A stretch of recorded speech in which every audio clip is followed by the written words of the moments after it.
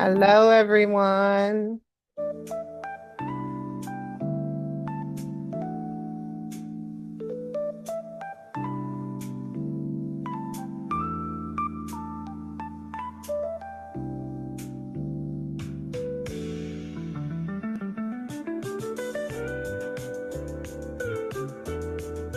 As you're coming in, you'll see a poll question.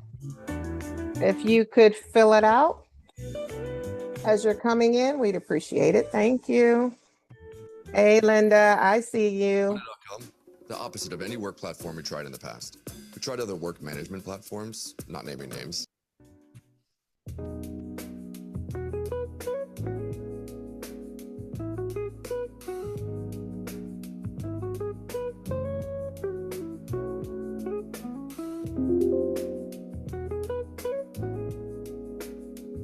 Hello, everyone.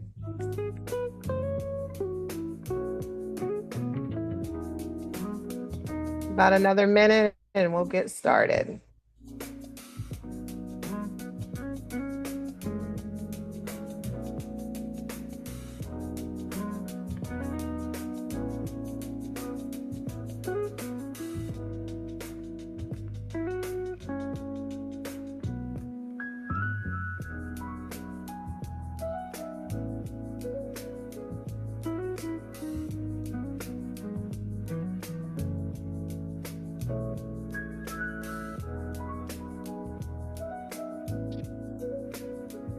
Okay, Kendra, you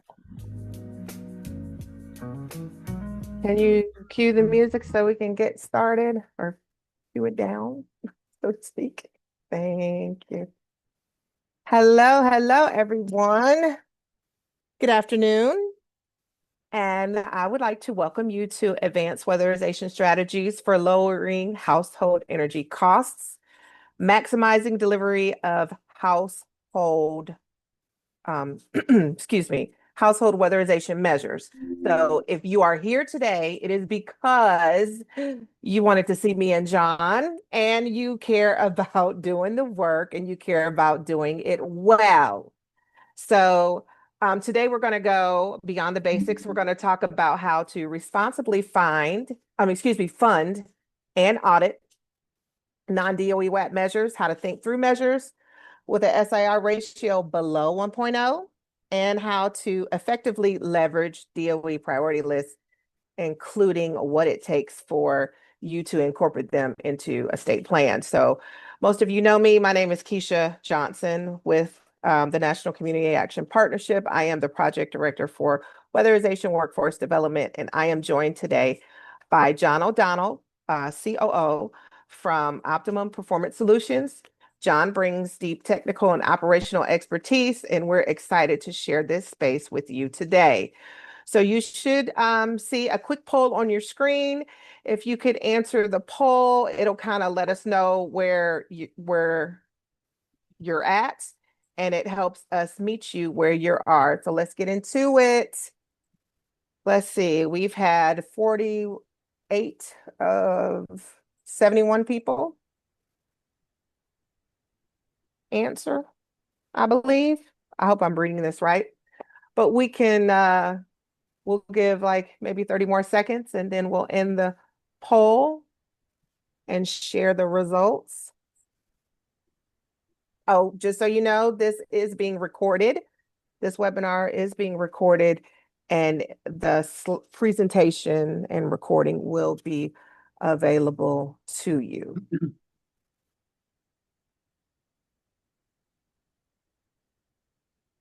Okay, let's share the results of the poll. How familiar are you with today's topic? We have 4% said beginner, 40% has some knowledge, 27 is intermediate, 25 advanced, and 4% are experts. Okay, so we have a mix. All righty. Okay, so we will just dive right on in. So our agenda today, oh, I'm sorry, next slide.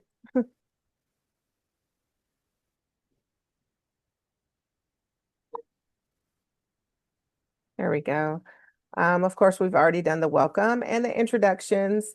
We want to go ahead and go into the weatherization mission.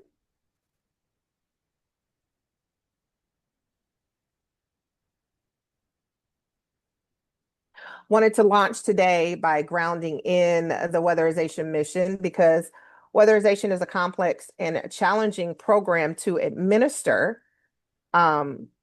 And we appreciate what you do on your end to help do that. But at the heart of the work are the people and the families living in the homes we are working in. So we want to thank you for your service and dedication to your organizations, your clients, and your communities, because you are all heroes and champions that embody the spirit of hope and sources of strength. As we know, the primary mission of weatherization is to reduce the energy costs and utility bills for low-income households by making their homes more energy efficient while simultaneously ensuring the health and safety of the residents.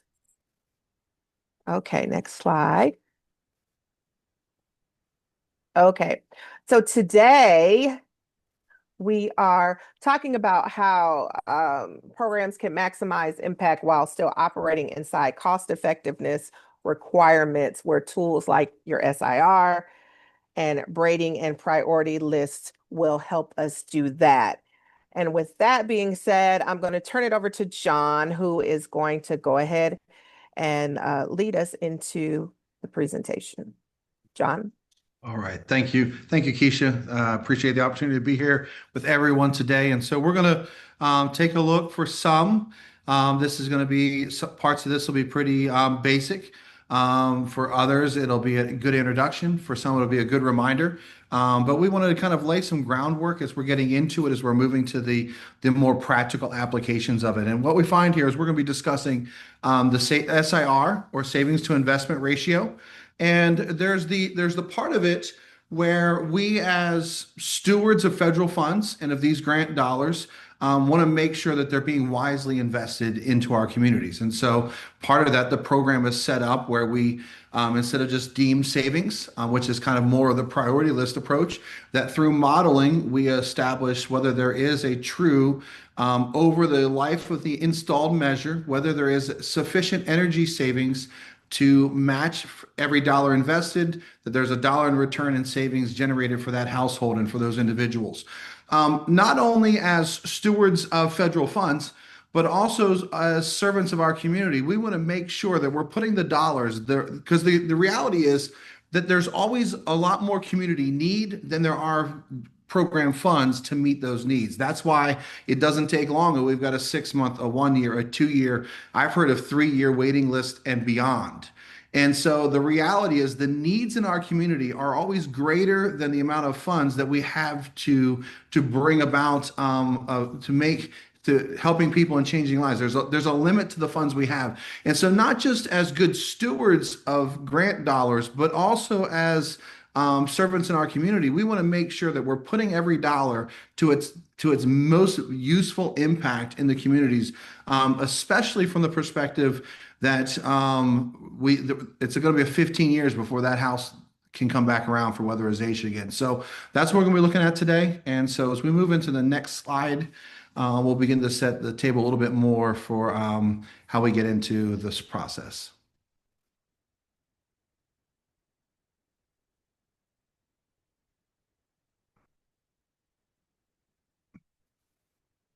I think you're on mute there, Keisha. I So- apologize. Yep. So sorry about that. We're going to try this again. One more time. My apologies. One moment. I have seemed to. Okay, so I apologize. So where SIR gets hard in the field. So on paper, SIR is very straightforward, but in the field, sometimes it could get a little more complex. So many times we all know we can't even get to the energy saving measure until the health and safety issues are addressed, like moisture issues, ventilation corrections, combustion safety, those type of things. Those don't always generate energy savings directly, but they are critical to making the home safe and the energy measures viable long term. So SIR doesn't always reflect the value of stopping bigger problems from happening later or protecting investments we are already making in the home. So if we look only at individual measure SIR, we can miss the whole house performance gains. So with saying that, we want to go into the next slide.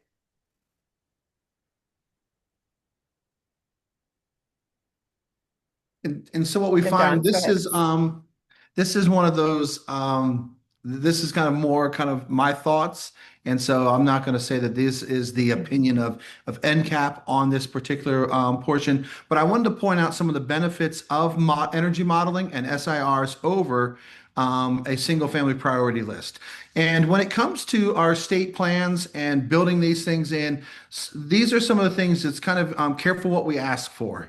And so as we begin to look at priority lists can expedite the process. It can move the assessment of the home along faster. It can create the opportunity to kind of, I want to, and I don't mean this in a derogatory, but kind of run and gun with our weatherization. We kind of roll production. We can kind of keep moving. And it doesn't bog down in some of the more detailed assessing that occurs and modeling and remodeling and readjusting and going through the rigors that it sometimes takes to build the robust and cost effective measure package for a client through an energy modeling. However, it is one of those things that energy modeling, as we noted here on the slide, it provides a detailed and also a scientific math. It's laid out in the math. It's laid out in the BTUs of savings. It's laid out in the background algorithms and calculations that show that here was the conditions at this house, at this location, under these energy costs. Here's what it was. Here's the improvements we made. We can quantify and qualify what those changes are going to make. And so it allows us to really see and to prove, not just say that we're making a difference. We know weatherization, the old adage, weatherization works. We all know that it works. This does provide us that layer when it comes to lobbying and when it comes to those that may be a bit on the naysaying side, where it's kind of hard to argue with the numbers when it shows that there is an impact and it is a positive investment of federal dollars. The other thing is SIRs and energy modeling, it does allow us to take a prescriptive approach rather than working down just a deemed benefit. It allows us to look at the particular needs of a home because later on we're going to get into where an SIR is failing. And it triggers the question, not just where can I find funds to pay for that, to force it to happen, but the bigger question is, why did it fail? And should I force it forward? Is moving it forward just because it's failing? I know it's going to help, but it doesn't mean it's the best investment, even if I have other funds that will allow me to do it. So it allows us to take a prescriptive approach where we're not forced to go down a prescribed priority list of we're going to do these things until we kind of run out of funds. And so there is that. The other thing is, and this is kind of tying in here, the third point here is if we do a priority list and it says that we have to do something where we would have modeled it and it would said, no, that's failing. If I spend $700 today on something that's really not of great benefit, it'll help some, but not of significant benefit. That $700 I don't have later on in the program year or at another house where the costs are higher, where it will have tremendous impact. And so it's being mindful and realizing that SIRs allow us to make sure that we have the funds and we utilize the funds in a way that make the maximum impact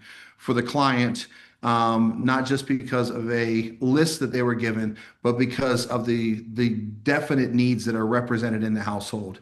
The other thing is when it comes to cost engineering and other things as far as managing cost of projects, one of the things we can't remove through that process is the major measures, or the big sixes are often called. But if we're modeling, and with priority lists, those things are kind of the mandated. That's going to happen. If there's a need and that can be improved, it's got to happen. Whereas with SIRs, there are times where it may not pass. and it may not be the best pursuit to force it to pass. There may be options. You may have options with utility dollars to co-fund and to or braid in or co-fund in. We'll come to that after a little towards the end of the presentation. There may also be flexibility with LIHEAP in the state of Virginia, where I come from. Our LIHEAP allows us, if a measure is below 1, it can still be moved forward with LIHEAP only, not utilizing DOE at that point, but the LIHEAP would carry that. So there are some ways that just because SR, and we'll look at some of that, just because it's failing doesn't mean it can't move forward. But also some of the higher cost measures that may or may not be needed. The client may already have R38 and we want to go to R49, but it's not passing SIR. On a priority list, we would do it anyhow. Whereas in energy modeling, we have the option to decide, is that the best step forward as it relates to making improvements for the client. So those are some of the benefits. This slide is my thoughts on it. And so when we go to looking at our state plans and things, just kind of consider what's the broad priority lists I think are great for, particularly for some of your multifamily side of things, possibly with manufactured housing. But if it becomes just kind of the across the board standard, there may be some things that circle back to be a hindrance to us as not as much as a help as we thought it would be. The other thing is when we're looking at state plans and other options for measures that are below SIRs of 1, is there the flexibility with a secondary program such as LIHEAP? Or if there's utility funds available, having the option that they're not blended, that leveraging isn't done through blending, but it's done through braiding, which allows co-funding. And by blending, it's going to attach the most stringent funding rules to all funding sources that are blended together. Whereas if they're left for braiding, then there are standalone rules that apply to those funding sources, which gives us greater flexibility when it comes to SIRs that aren't passing in measures that we do want to push forward. And so when we're looking at state plans and talking with, whether you're at a grantee office or you're talking with the grantee office, just being conscious of the kind of the step back broad, not just what my immediate interest or desire would be, but a kind of a broad holistic view of what are the trickle down effects of the ripple effect of putting this into the state plan. Can we have the next slide, please?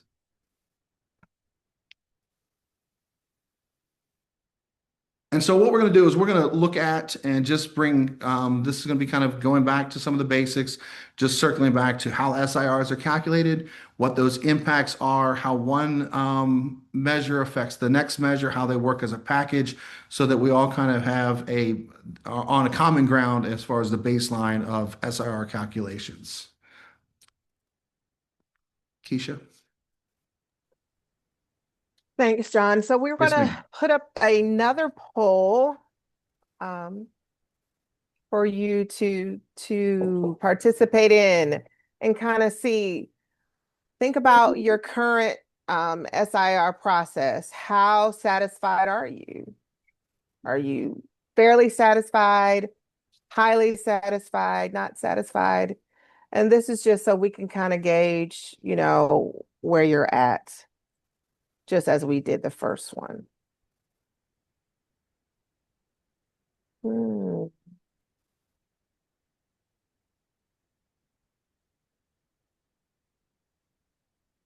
Seems like we have not satisfied and fairly satisfied kind of almost around the same. Give it about 30 more seconds, please. It seems like some people are still answering.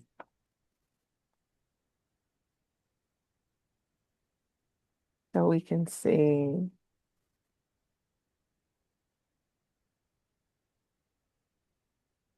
All right, we have about 59 people that have, oh, no. Keep going, keep going. Okay, we can go. Thank you for sharing the results. So seems like most of you are fairly satisfied. And then you have some that are not so satisfied. Okay, well, we appreciate that. that kind of helps us gauge what we need to do as far as more training in the future. Okay. Uh-oh. Can you take down the poll? Oh, there we go. All right. Next slide. John, All back to right. you. So thank you. Yeah, I am not surprised that we're fairly and unsatisfied. SIRs can certainly put a wrinkle in our production. From an auditor perspective, they can be very frustrating as you work through and you're looking at them and you're saying, okay, this improvement should make sense at this house, and it's just not getting the SIR. So we may be able to look at some of the things that unlock that, but the first thing we'll look at is just kind of setting a baseline. And just so that we are kind of familiar with what SIR, or savings to investment ratio at the measure, how that's calculated. What's the math behind that? So when we take that an individual measure and we look at over the life of that measure, if it's going to be a 15-year measure, if it's going to be a 20-year measure, if it's a 10-year measure, whatever it is, the amount of energy that's saved during that time, and you divide it by the total cost of installing that measure. And then it's going to come up and it's going to say, okay, you have an SIR, it's a 1-to-1. It's going to have an SIR of 1, it's going to have an SIR of 2, it's going to have an SIR of 0.5, and it's going to say, okay, this is a strong investment, this is a very strong investment, this is a borderline, it's right on the edge, or this is a bad, air quotes, a bad investment. None of it's a bad investment. It's just a matter of, if we have limited dollars, is this where I want to place them at this time in the scope of my production? One of the things that happens, kind of like with average cost per unit, and this is where average cost can begin to balloon out of, not I want to say out of control, but need a lot of trimming later on, and where cost engineering may come into place later on. And what we don't want to have happen is, because of a failure on our part on the front end to be managing, to be cognizant of the impact of our SIRs and forcing things forward or adjusting things or doing whatever, that we wind up spending dollars doing things that don't have a significant impact, that later on aren't going to be available, so that someone who unfortunately is later on in the program year gets a reduced package of services because funds were expended earlier on that may have not have been the strongest investment. They might have been okay.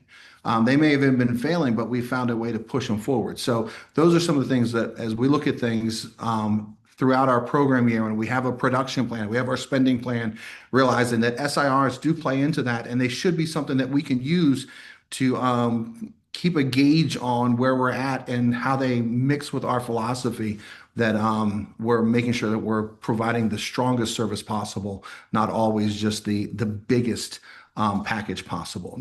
Next slide, please.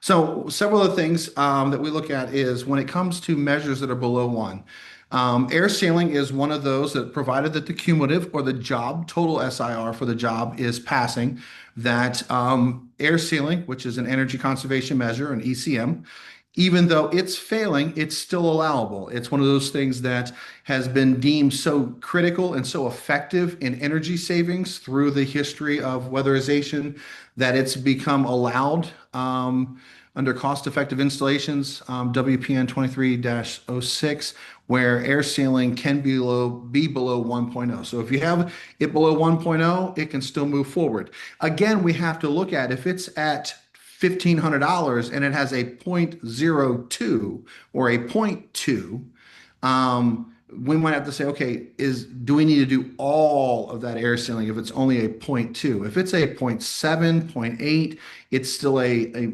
strong impact. It's one of those things you just have to kind of look at, how all in am I on SIR below 1 for air sealing.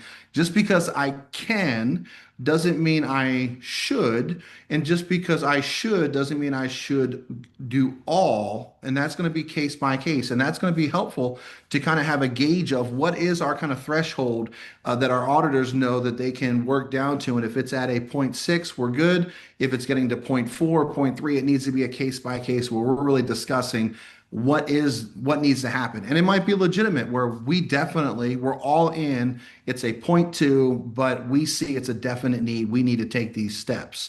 And so that would be without trying to pull in other dollars or find a different source. It could just move forward with the DOE funding sources.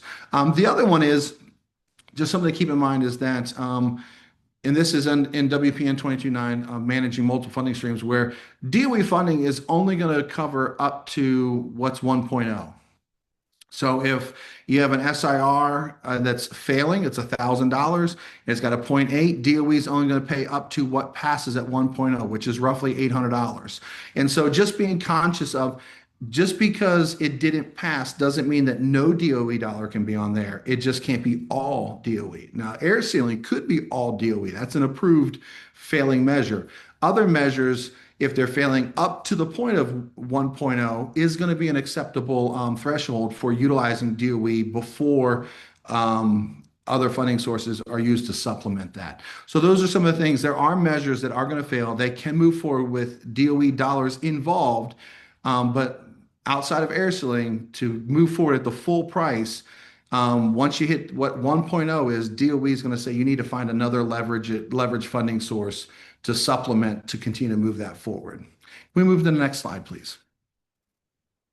So now we looked at the measure SIR. And now we're looking at the cumulative, the job, the project SIR, the total package. Does the total job have an SIR of 1 or greater? And so what that does, it's a similar calculation, and that is the lifetime energy cost of all your energy saving measures, all the energy conservation measures, all the ECMs, and that's going to be divided by, and you notice there's a little shift in terms here, it's going to be total program operation cost of that project. So before we were looking at the measure, the energy savings for the measure divided by the cost to do just that one measure. Now we're getting into all the energy benefit of the whole package divided by the total cost to do that. And I think if we can move to the next slide, I think it might articulate or lay out some of that. So yes, so then we get into ancillary materials and ancillary measures. And those are materials or activities that are necessary for the particular measure to occur, like attic insulation, putting in baffles. Baffles are something that if it's a vented soffit that you're going to need to stick in to keep the insulation from not covering up that ventilation through the soffit. So the baffles would be classified as something that would be an ancillary measure or ancillary material to insulating that attic. And so when you add that cost, but beyond, so that would be the total cost at the measure. Now, as we move up to the total cost for the project, now we're also going to have our incidental repair measures. And so there may be something like drywall repair, there may be some flooring repair, there may be a plumbing repair, other things that aren't directly attached to a single energy conservation measure, but they're necessary for the project to move forward. As similar to what Keisha was talking on earlier, there's health and safety considerations that have to be, those thresholds have to be addressed and have to be part of the package before we can even start talking about SIRs, and those affect the total package cost. But here, when we're looking at this, health and safety just is not a part of the calculation, but the repair, a plumbing repair, a flooring repair, a drywall repair, things along that line that are incidental repair measures, they are going to be factored into this total cost, the program operations cost, direct cost on that job that the energy savings will be divided by. If we could go to the next slide, please.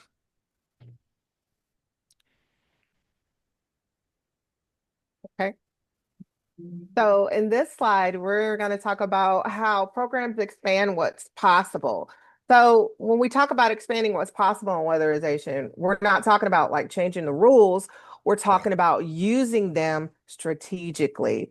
So that's basically, what can I do? We're moving from what can I do with this one funding source to what can I accomplish when I align multiple funding sources intentionally.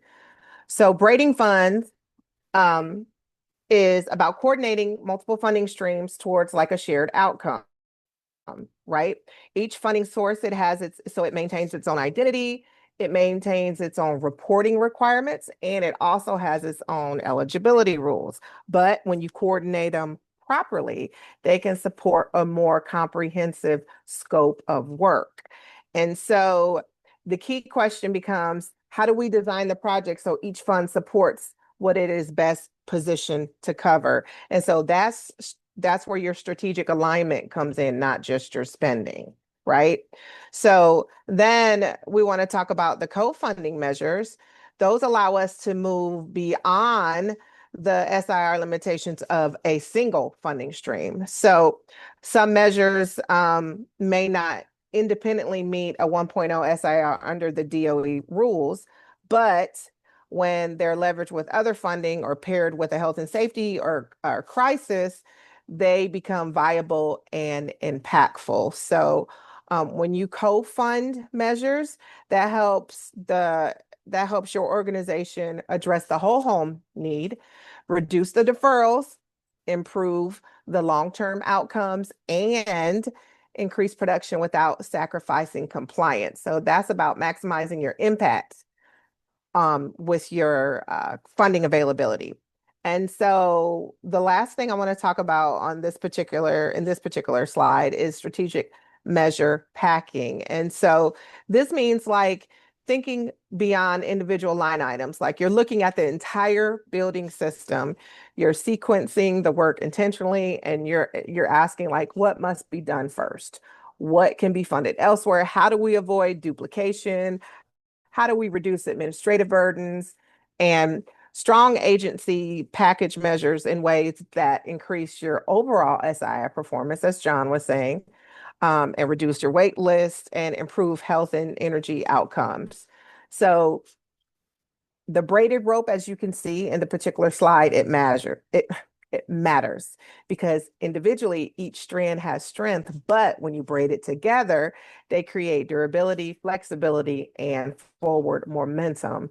So the arrow shows movement and expansion, and that line at the bottom, stronger together, expanded measure delivery, that's an operational takeaway. So braiding and co-funding strategies, towards the end, it's stronger together, and you can have that expanded measure delivery. Next slide, please. All right. So this is one of the things that when it comes to energy modeling and SIRs that I think has the maybe a point of contention and also a point of frustration with a lot of energy auditors, program managers, also production managers when they see like, hey, this we think this would really help, but it's not getting an SIR. And that's the idea where energy modeling does a cascading of measures.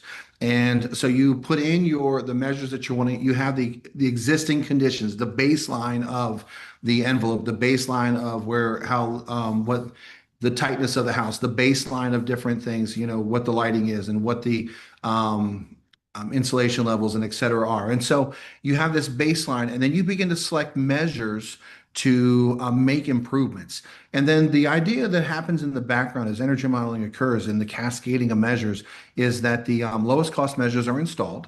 They're modeled as installed before the next measure is modeled against it.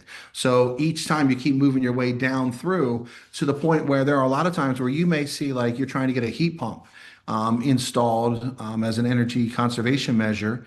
And when you look at the energy savings that it generates annually and across lifetime, there are times that one particular measure, and this happens with other measures, but I've noticed in particular heat pumps, that you'll see that one measure may in its lifetime save more energy than possibly most, if not all of the whole other package, to the point where you would almost look on and say, according to the numbers, if we just did a heat pump, it may actually save more money than doing everything else. Obviously, we want to look at the house as a system.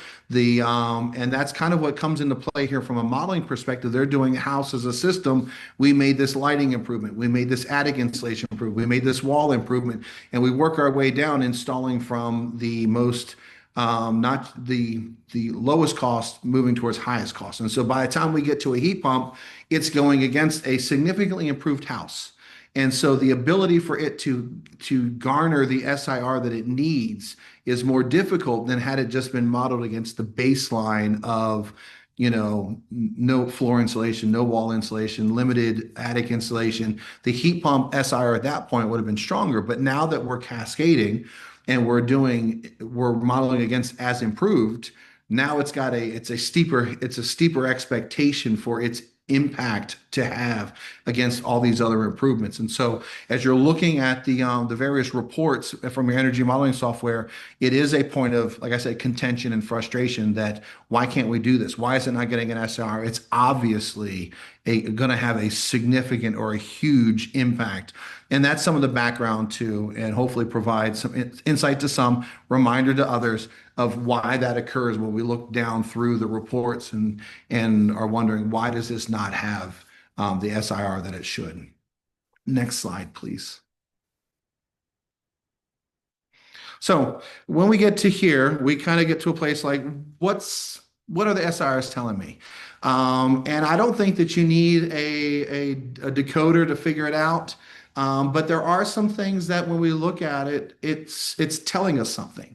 And so now that we've modeled it, if we put in accurate measurements, if we put in accurate preconditions, baseline, if we put in accurate improvement measures and cost, then it's telling me, based on DOE approved energy modeling software, that it either is or isn't justified under the program because it does or does not have a dollar in and a dollar savings to the household.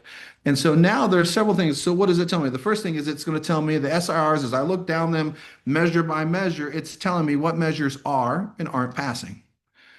Seems pretty straightforward. The other thing is I'm going to be able to look at wherever it is on your energy modeling, I'll be able to look and see now, based on that, my measures are or aren't passing. And that's going to say, okay, what do I do next? We're going to come to that slide in a little bit here. Now I look up and I say, okay, my job, my project job, cumulative, whatever it's being called, SIR, is it passing? So there are times where all your individual measures are passing. So each measure, they're all passing. DOE will pay for it all. Except when you go over and you look at your project, now the project's failing. And so you begin to ask yourself, how is it that my project has a failing SIR, but my measures all have passing SIRs? And if you'll go to your incidental repairs, other measures, whatever it's classified or spoken of, referred to in your energy modeling, you'll begin to find that there are costs there that are elevated, and that because of those elevated costs that are being added, so they weren't a factor in getting the measure SIR, but they are a program operations burden against the total energy savings. And when I add all those repairs, I add all those incidental dollars on top of the measures, now it runs the calculation that says, hey, the amount of money you're going to save versus what you're putting in the whole house, the project's not passing. So when I have measures that are passing and a project that's not passing, I need to go and look at my incidental repairs and see what's going on there. I can also look at potentially an ancillary measure. In Virginia, one of the options we have is that vapor barrier can be an ancillary measure. It can be attached with floor insulation. If floor insulation is being installed, the vapor barrier in the crawl space can be part of that energy conservation instead of being automatically charged to the health and safety. So in situations like that, if an agency has a plan and a philosophy that whenever possible, if the floor insulation will carry it, we're always going to put vapor barrier there to preserve and protect our health and safety dollars, realize that it also has a positive impact on health and safety, has a potential negative impact on average cost per unit. But as you're working that balance, some say we always want to start there. It may be one of those things where as you're looking at their passing measures and a failing cumulative, but you've got vapor barrier, sizable expense as an ancillary measure to floor insulation. By moving it to health and safety, your floor insulation may elevate enough in its individual SIR to allow the package with those other incidental repairs to also elevate and cross the threshold as a passing job, moving it completely forward with DOE. There are, I don't want to get into all that. So there are ways that even with a failing, that there may be some nuanced ways that within your state and talking with your your grantee that there may be some flexibility in adapting those things and how to calculate. Typically, though, that if it's going to be a failing cumulative and you move up and you're able to leverage dollars in because of the complexity of the calculations for incidental repairs, while you may be able to bring in dollars to cause it to show as passing, they may advise or require that DOE dollars not be spent on incidental repairs just because of the complexity of trying to pull all that apart to say, okay, it's passing here, it's passing there. We're not sure all this impacts. So if you get into a failing cumulative, that's something that, and you think that you can leverage utility dollars or other things to bring that to passing, make sure you get clarification from your technical team, from your operations team there at the grantee level to make sure that you're following the right steps so that you don't wind up with what could have been charged as reasonable allocable that you could have charged somewhere else that you don't want to wind up with a disallowed expense. So what are the SIRs telling us? They're telling us whether we can move forward with a measure, move forward with a project. Do I need to find other funding? Do I need to look at a different pathway? And so if we could go to the next slide, please. So this is, now that we're looking at our measures, what are they telling me? So if it's telling me that it's failing, for example, I have an SIR of 0.5 and the measure cost me $1,000. This is loose math. This is why it says approximate in there, because in the energy modeling softwares, the different ones, you find that some of them have these tipping points and they're different from measure to measure to where you're going along. And so you do this and you say, okay, 1,000 times 0.5 says that $500 is going to be roughly approximately where my SIR 1.0 is. When you go into the software, depending on the measure and how the software responds, you might find that's actually down at 475. You might find that you go in there and it's at 501, 510, and there's certain tipping points that somehow whatever's happening in the background calculation that you hit a point where $1 can tip it either way, and then all of a sudden there's a significant jump in the SIR for that particular measure. Why that happens, how that happens, sorry, I can't really provide any answers on that. But this is a rule of thumb, when I'm looking at it, what's it telling me? I said it was going to cost, the contractor said it's $1,000, you got a 0.5, $500 is, there's two things we learn here. $500 is what would pass. $500, and I need to verify if that is truly going to show a 1.0. But at that, approximately around there is as far as my DOE dollar can go on that. If it's legitimately $1,000, I need $500 from somewhere else to come into this equation. And so when you're looking at that, and don't just do the quick math, make sure in the modeling you double check yourself to say, okay, it is 485. Well, then you might want to back it off to even 450. Always keep yourself in a safe space so that you don't wind up being backed into a corner. Someone else did the math and they come up with saying you have a disallowed cost of X, Y, and Z. One, you don't want to write we don't want to write the state office a check. And two, we don't want any findings in our reports. The other one we're going to look at is when my cumulative is failing. And so we talked about there are times where all the measures passed, but because of a heavy incidental or other measure burden, the cumulative may not be passing. And so here we have an example that my job, my project, my total, my cumulative, whatever you're calling it, SIR is 0.6 for a $13,000 job, and it's got $3,000 in health and safety. So we're going to take the total cost, subtract out the health and safety that's not a part of that calculation. Now I've got a job, we're saying $10,000 of program operations, direct program operations expenses in this job between the ECMs, AMs, and OMs, IRMs, whatever you guys call them. And so now I'm at 10,000. That same math here is 10,000 times 0.86 says 8,600 is approximately where this job is going to be a 1.0. So either I need to find a way to bring it down or I need to find other supplemental funding. And so then I'm starting to say, okay, I need $1,400 from somewhere to bring this up to where it needs to be. Again, focusing on the word approximate, rerun that. And this does take a little bit of extra effort on the auditor side to run that to come down to what is a final number, a solid, safe number that we can stand on saying, We've done our due diligence, and this is what we came to. This is why we spent DOE up to $8,600, and we brought the rest of these dollars in from these other sources, and this is the way that we're able to move this project forward. As you see, it's got a 0.6, but the job is passing. Can we move to the next slide, please? So here we are, and we're looking here, and it says, okay, I know where I'm at now, but where am I going now? And this is where there's several things that happen. Part of the decision we're making here is really part of our grant management planning. Early on in the year, we're saying, okay, here's what I have for weatherization. Here's how I'm going to manage my average cost. Here's the available leverage funding I have. Here's the flexibility I have with like I said, in Virginia, LIHEAP will pay for a measure that's below a 1.0. These are the options I have. Here's how we plan to use those options. Just because we can doesn't mean we have to. Just because we can doesn't mean we're going to. But rule of thumb, here's how we're going to apply these flexibilities. Here's how we're going to bring these opportunities together. And then from there, case by case, we can revisit and look at them and say, okay, there's a definite, we're going to find a way forward, and we can find our way to yes. So part of now that I'm looking at my SIRs, whether my cumulative is or isn't passing, whether my measures are or aren't passing, it begins to say, okay, here's where I'm at. What are my next steps?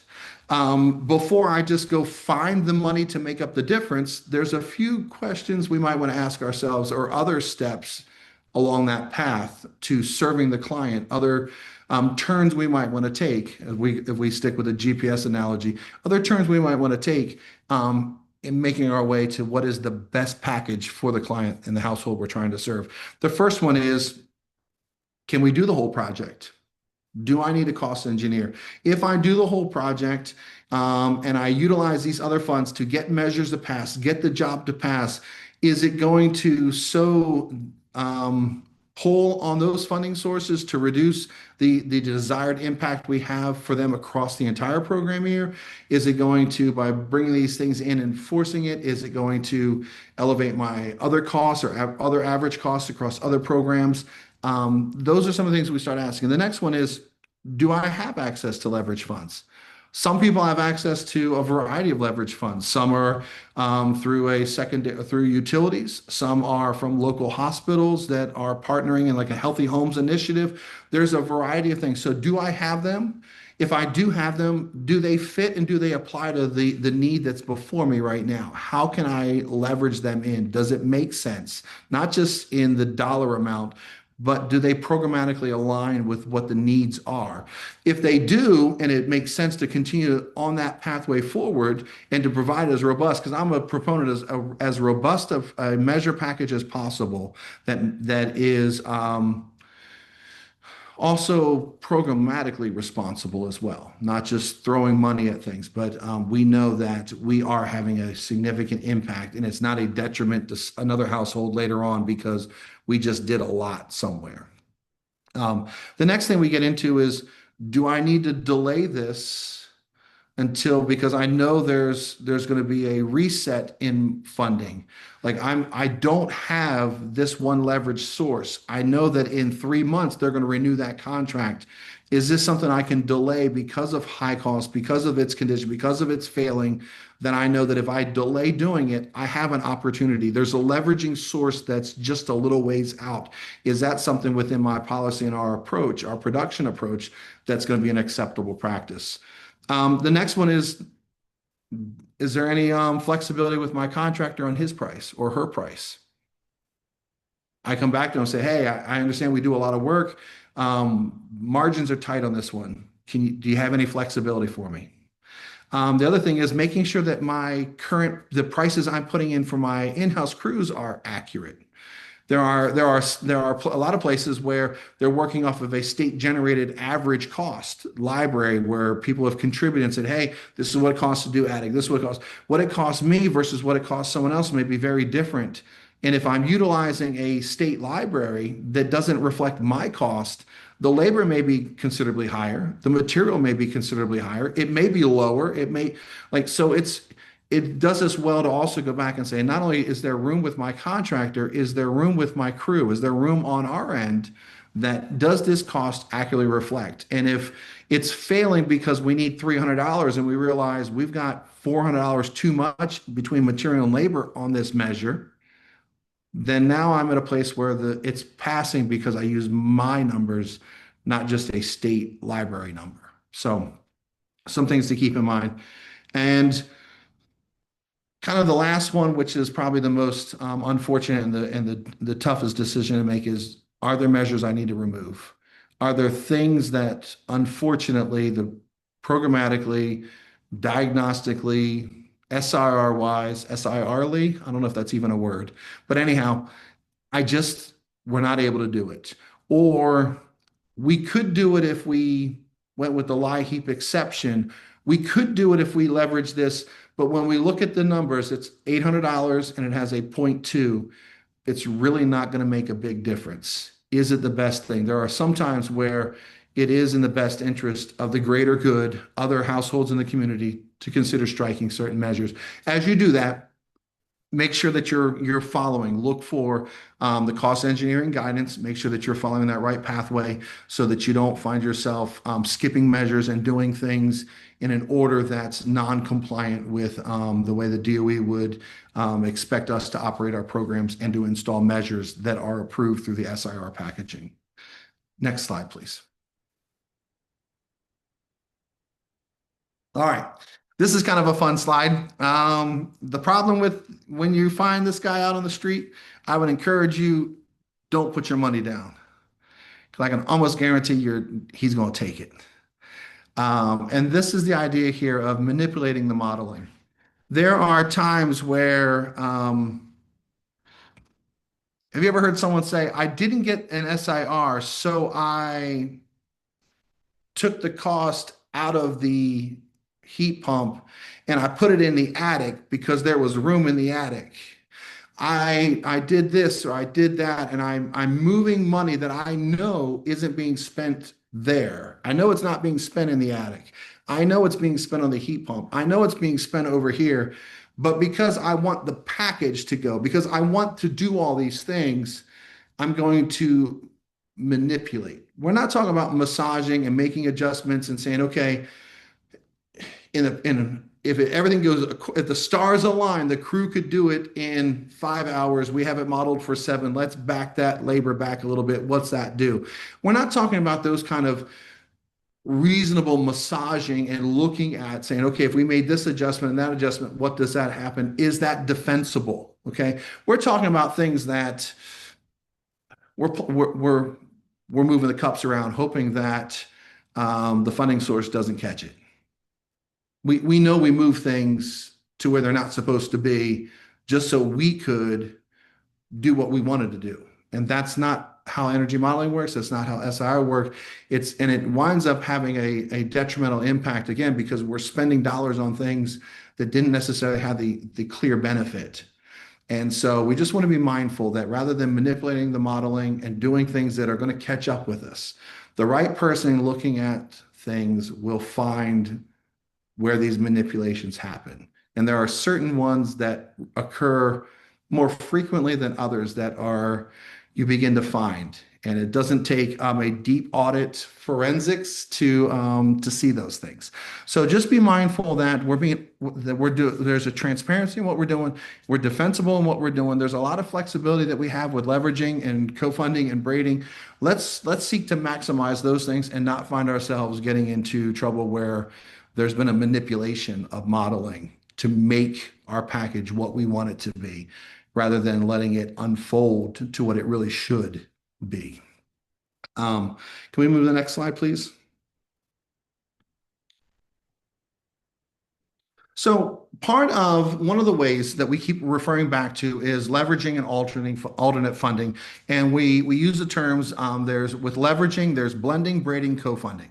Blending, as I mentioned, is one we want to kind of steer from, because when we blend, that happens at the state level, and essentially DOE, which is typically the most stringent, its rules get applied to all those funding sources because they're all in one pot. They're all kind of stirred together. They're blended together, and they get the most strict rules applied. So we get over to leveraging from the standpoint of braiding.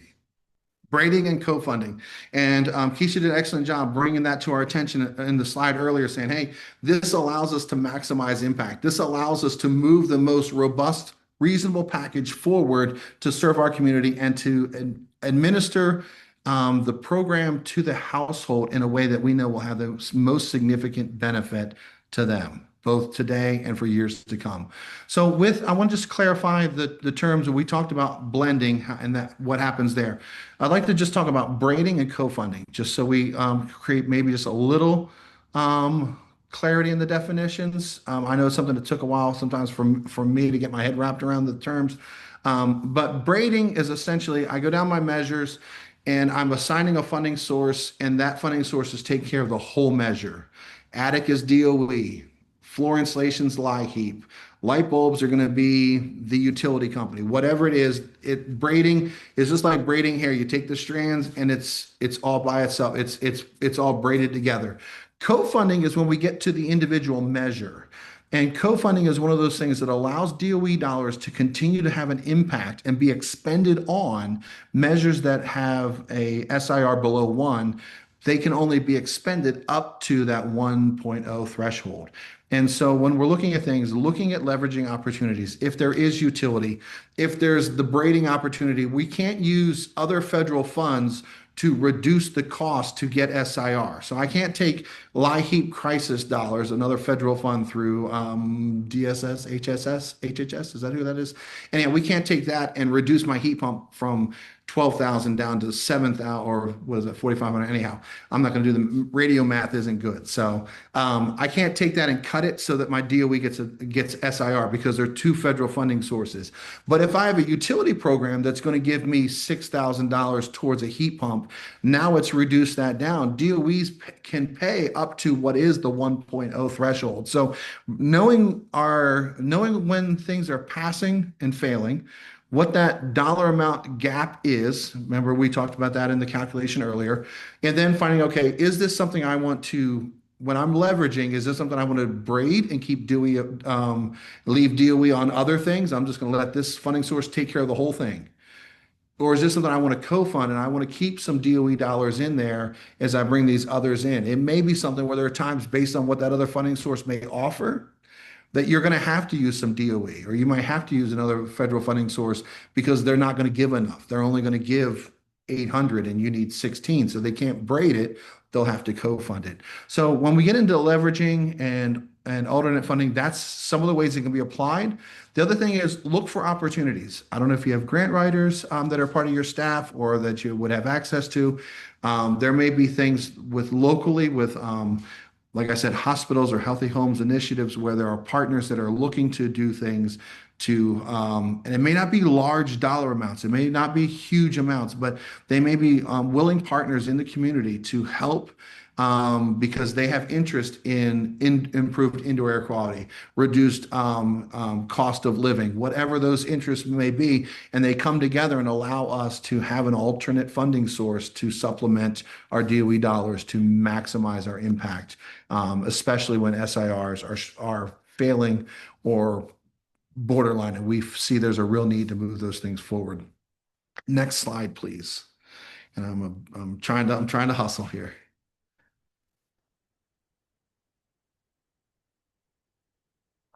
All right, so we kind of talked about some of this. This is in WPN 22-9, managing multiple funding streams. You get a chance, go look at that. Do remember that DOE funds can only be incorporated into the measure to the point of cost effectiveness. So it's at that 1.0 threshold. Next slide, please, as well. So one of the other things that begins to impact SIRs, we looked at earlier, like what's my SIR telling me? And we said there are times where all the measures may be passing, but my cumulative or my project isn't. And because there are ways that my projects got overloaded with incidental repairs and other measures that are it's extra weight that it's trying to carry. And it's too much for the SIR. It's getting ready to tip over like this truck. Next slide, please. We're going to look at four things. I'm going to try to hasten and do this in the next minute or so.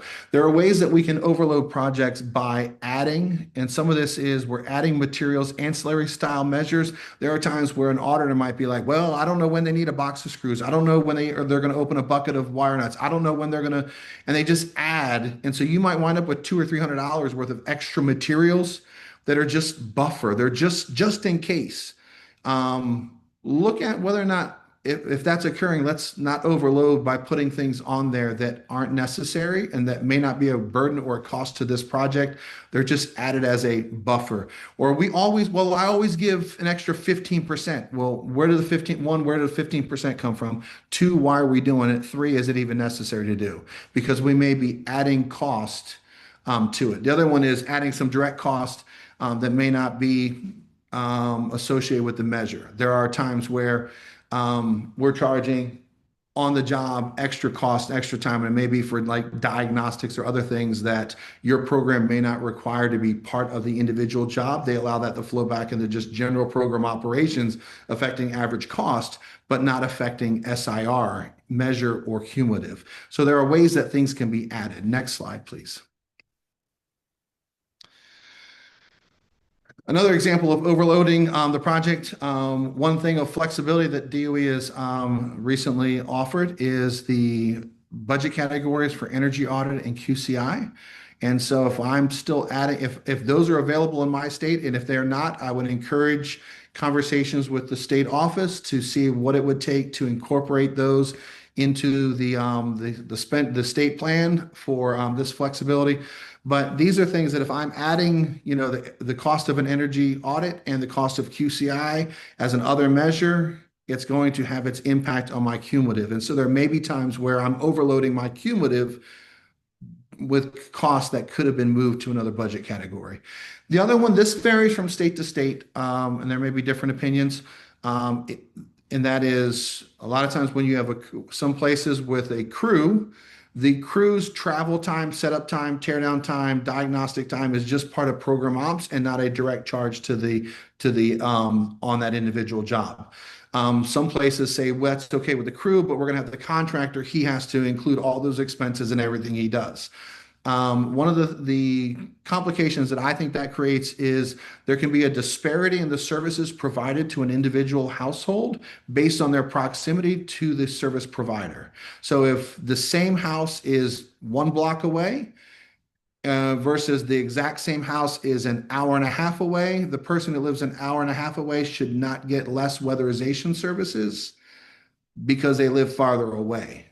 They're within my service territory. I should be able to, this is again my thoughts on it, provide them the same measure package for what's being installed in their homes, regardless of how far I have to travel to get there. So those are things, some grantees, some state offices are looking and they say that regardless of contractor or crew, that could be part of program operations and not overloading or added to the project. Other places it's going to be required for contractors. Some places I think it may be required for both. And that can be a heavy cost when you factor in all those expenses, and that can have a significant impact on your cumulative SIR and the amount of funds you need to leverage to get into that. And so I think that's the end of my slides. And so I'll turn it back over to Keisha. Thank you so much. Thank you. I know we're a bit over on time. I just wanted to answer Abby's question. It looks like she asked about braiding, touching the difference between braiding and co-funding. Is it correct to braid a measure? John, did you want to answer that? I've touched on the other questions in the chat. Yes. So braiding is going to happen at the measure level. And what happens is if I'm braiding a leverage funding source, so like say DOE and LIHEAP or DOE and a utility fund, when I braid, that measure gets paid 100% by one funding source. So all of my attic insulation would be DOE. All of my floor insulation would be utility company, right? When I do co-funding, that means on the individual measure, that attic insulation, so much of it's going to be DOE, the rest is going to be LIHEAP, or so much of it's going to be DOE, The rest is going to be the utility company. I'm co-funding. I'm putting two funding sources on one measure. Where braiding, I'm just picking different measures and assigning them to various funding sources. Thanks, John. Abby, I hope that helped answer your question. Um, we invite you to subscribe to Weatherization Plus. This is our biweekly newsletter. It features tools and resources to assist you on your weatherization journey. Grace, you want to go to the next slide, or Kendra? I apologize. So we also have a new website, revised, revamped, and we invite you to visit our Energy Partnerships website, where you can find the policy and program updates, workforce development training, disaster preparedness and response. And also you will be able to find the webinar recordings as well. Next slide. We're just about finished, guys. Okay, so WAP Pro. All right, we're calling all weatherization professionals. WAP Pro is the national leadership experience, and it is designed to strengthen weatherization leaders from the inside out, where you align people, systems, and strategy to deliver measurable results across the weatherization network. So what the WAP Pro cohort is doing is developing bold system-minded leaders who are ready to align operations, workforce, and funding to deliver stronger outcomes for the communities that we serve. The application process is open. We are looking to have at least 40 people. The QR code is on the slide, and the application is open until April 30th. Meetings will run from June to November of 2026 this year, and they will all be virtual, and it will be 2-hour meetings once a month. Last slide, please. Check out the latest DOE article. It does talk about, it's an SIR article from our DOE website called Getting It Right, Weatherization and Energy Efficiency. The link to the article has been put in the chat. And the final slide should be our, I apologize. We do have, check out the launch of our Weatherization February webinar series. We did the one today. We have 2 more for the month of February going into March. And then we will launch our March webinar series, which is about a weatherization workforce excellence. All of these and the titles and descriptions of the webinars are on our website for you to look at and register for. And our very last slide is our contact information. You can reach out to us at energy@communitypartnerships.com. You can also email our Director of Energy Partnerships, Mia Harnos, myself, and I apologize, John's email is not up there, but it is john.o'donnell, O''Donnell, at optimumperformancesolutions.net. Correct, John? Correct. All right, so I encourage you to take at least one strategy from today and explore how it could strengthen your program's approach and start the conversation with your team. Look at your audit methodology through a strategic lens, and on behalf of NCAP and Optimum Performance Solutions, thank you for your commitment to excellence in weatherization. I appreciate you staying over for us those few minutes, and you enjoy the rest of your day. Thank you so much.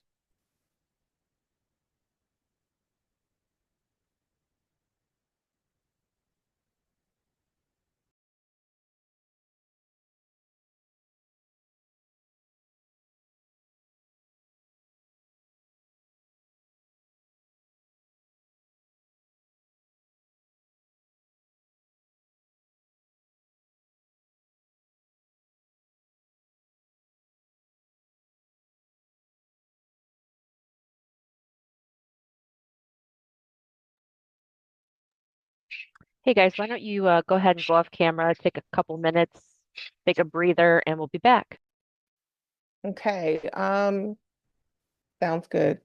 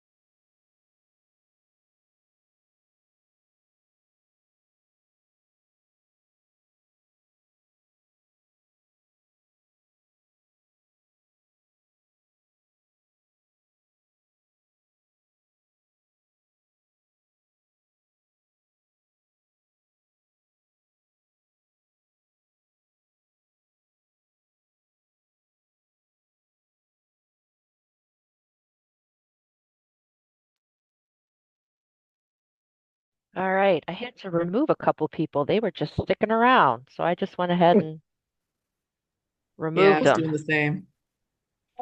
I was Uh, wondering because I was just like, what happens if they don't leave? Yeah, you just go over to the side box and kindly remove them. So, um, good job. I think we could have had that as a two-parter. It felt like there was so Yeah. much content there, which is really Yeah. good. Um, I think you guys did a good job of making what could have been a very topic, not bleh. So, congratulations on that. I Did you hit stop the think that recording, Kendra? Sorry.